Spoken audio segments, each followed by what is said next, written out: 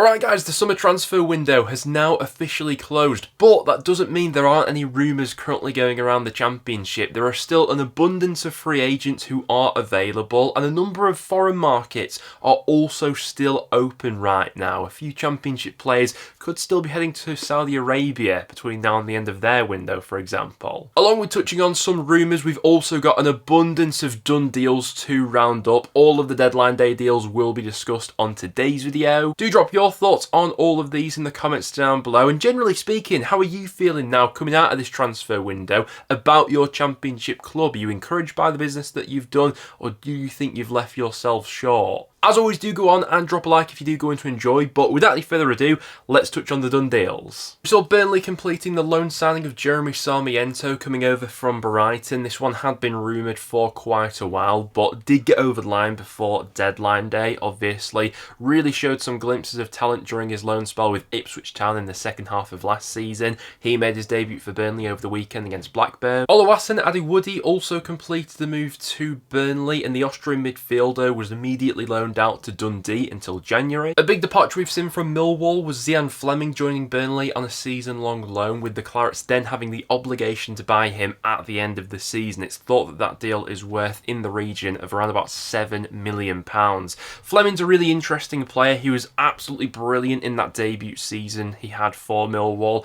scored 15 goals and got 3 assists, and I remember Burnley were heavily linked with him last summer while they were a Premier League club. They didn't manage to get that deal over the line though.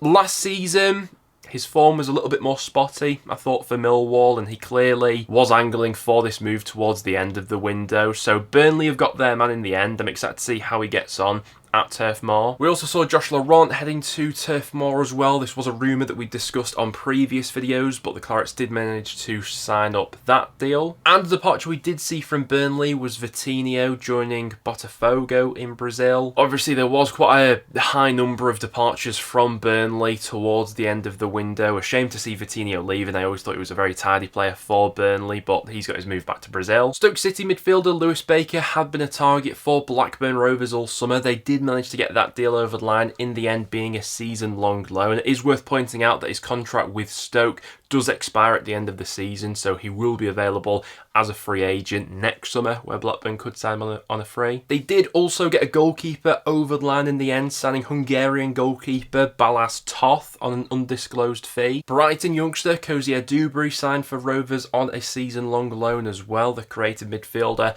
will look to add a spark to that Blackburn side. And undoubtedly the biggest name that Blackburn signed this summer was Todd Cantwell. In the end, they did get that deal over the line, signing Cantwell on a permanent basis. Now, there's no denying the 26-year-old has had his ups and downs in recent years, both with Norwich City and Rangers, but there is absolutely no denying when he's got his head properly screwed on, he could be a brilliant asset at Championship level. Compared to the start of the window where everything was looking really quite treacherous for Blackburn Rovers, I think they've really pulled it out of the bag with some of the deals they've pulled off. Cameroonian centre-half Kevin Keben has signed for Watford on a permanent basis. The defender joins from Toulouse in France. Watford also got a loan deal over the line for Daniel Jebbison. There had been quite a bit of Championship interest in the Bournemouth forward after Bournemouth were willing to sanction that loan deal. A few Championship clubs were sniffing around. In the end, it was Watford who fended off the competition. And Festia Basele has returned to English football. After spending a couple of years with Udinese in Italy,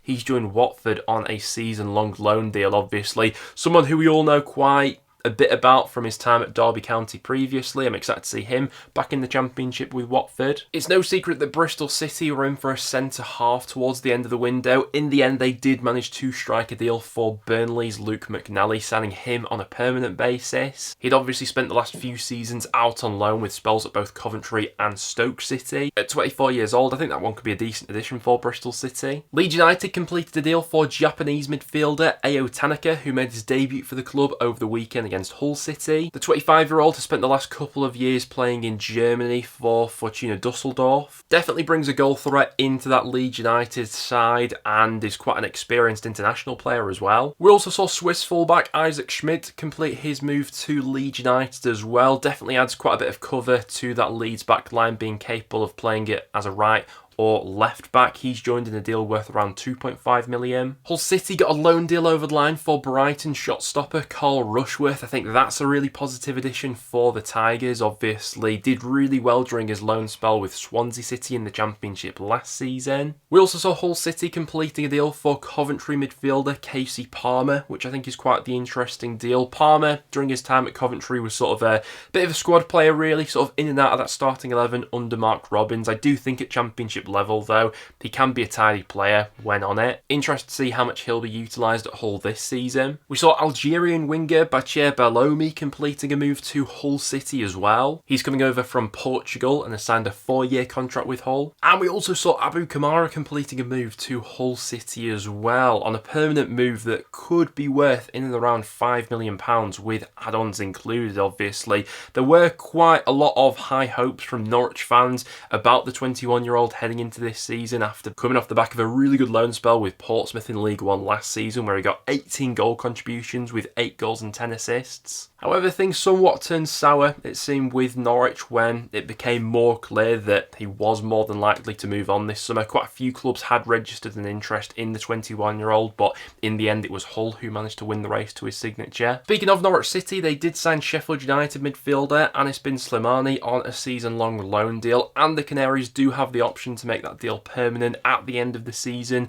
should they choose. And another loanee that's arrived at Norwich for the season is Liverpool winger Cade Gordon, obviously someone who has been really highly rated in the past. He's had a miserable time over these last few years because of injuries, but hopefully he's now put them behind him, and this loan spell with Norwich will be the next step of his career where he properly gets to kick on. We obviously saw Middlesbrough forward Josh Coburn completing his move over to Millwall on a season-long loan, and he was on target on his debut as well, scoring against Sheffield Wednesday. And Millwall also completed a deal to sign Serbian forward Mihailo Ivanovic as part of a club record deal worth in excess of £2.5 million. Of course, he's still only 19 years old, so still will be fairly raw, but for that sort of money, this deal's bound to get people talking. I can't wait to see more of him in the Championship. Brentford youngster Miles Park-Harris has joined Swansea City on a season-long loan. The 21-year-old spent a portion of last season out on loan with Portsmouth in League One. We saw West Brom getting a deal over the line for Celtic's Mikey Johnston. Great to have him back in the Championship. The winger obviously had quite a few admirers